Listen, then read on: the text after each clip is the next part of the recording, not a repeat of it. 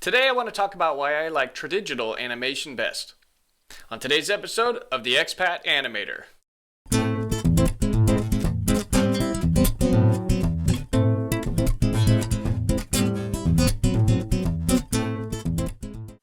So why do I like Tradigital animation over, say, traditional animation or digital animation like 3D? Well, basically it comes down to I've always liked to draw the most. And the hand-drawn line is like my favorite artwork. So specifically going back to comic book art, which is how I learned to draw, is by looking at comic books and trying to mimic the art that was in the comic books. But then I got into animation. And this is before 3D animation really existed as an option. And so 2D animation was the way that I was going to make my drawings turn into animations or start to move. And so I actually started animating before there was digital animation available to me.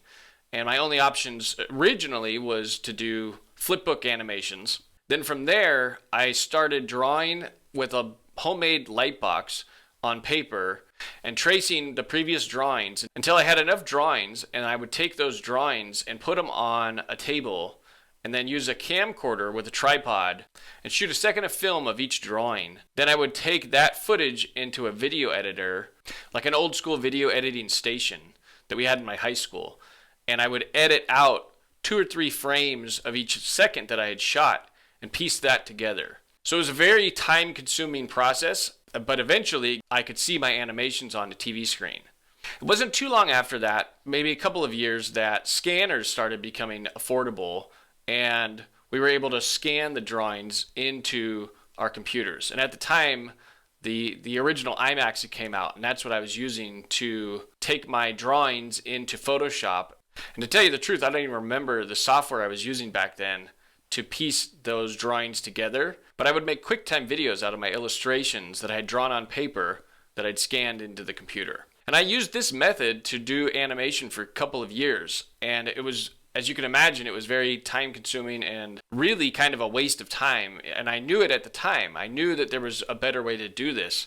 But at the time, all you could really get was like a pen digitizer without drawing on the screen. So you would be drawing on the desk and having to look at the computer monitor, and your mind had to make that link. And I got pretty good at it so I could draw digitally, but it was nowhere as nice of an experience as when I got my first digital screen tablet that I could draw on and see in real time what I'm drawing on the screen and not have to scan any more drawings in.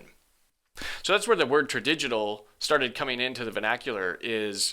It was traditional animation, but using digital tools to speed up the process. And around this time was when 3D was getting really big, and the early 2000s. And I just never wanted to do 3D animation. I actually took a course or two in college, and I never really liked 3D animation, so I didn't get into it too much. There's a little bit of 3D animation in Trep, and there's none in Traveling Gringos. But I did spend a lot of time trying to learn 3D programs, and it's just not something I ever really liked. At the same time as 3D was coming up, this tradigital animation pipelines were springing up also. Things like Toon Boom and TV Paint started getting on the scene, which are really professional animation software for hand-drawn, tradigital type of animation. Even Photoshop started getting into the action. And now there's a ton of animation software out there that you can choose from. But in the early days, those were the programs that I was using, among some others, to do my tradigital animation. But regardless of the software that you were using, the point was now you didn't have to scan in your drawings anymore. And imagine having to knock out the white paper from each of your drawings. I mean, that was how the workflow was back in the day. Now that's all sped up. And I'm thankful that it has, because it was making 2D animation so painful and so slow that it would take you forever to get a project done.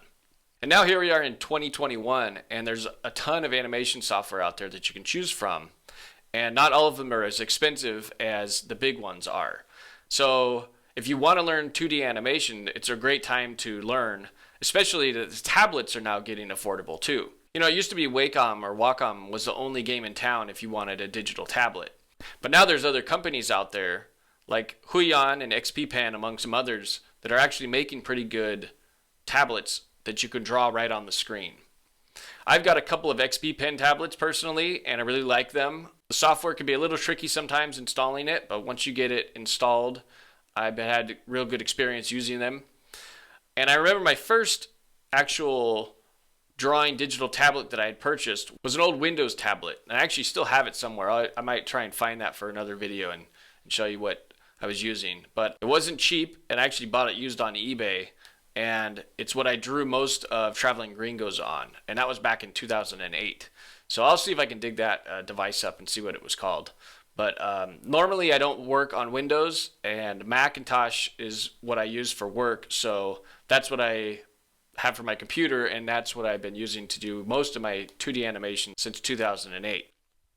Especially now that we've got tablets that we can use with the Mac. For me, watching an illustration that I made move and come to life is always cool to watch, and I'll probably never get bored of seeing that happen.